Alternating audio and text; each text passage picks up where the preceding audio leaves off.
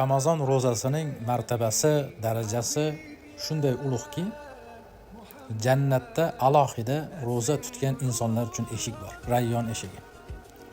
Mana shu eshikdan qiyomat kunida Ramazon ro'zasini tutgan bandalari kiritiladi. Qanaqa, naqadar oson yo'l. Ammo bu Ramazon ro'zasiga yetolmagan, tutolmagan, uni qadrini bilmagan millionlagan insonlar bor.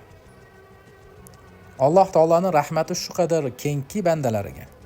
Hatto bu oyda banda vasvasaga tushib qolmasin deb shaytonlarni zanjirlab qo'yadi. Bu oyning hurmatidan qancha musulmonlarni, mo'minlarni gunohlarini mag'firat qiladi.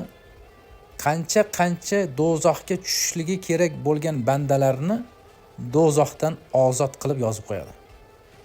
Ramazon ro'zasining darajasi, Ramazon oyining darajasi shu qadar Allohning huzurida ulug'.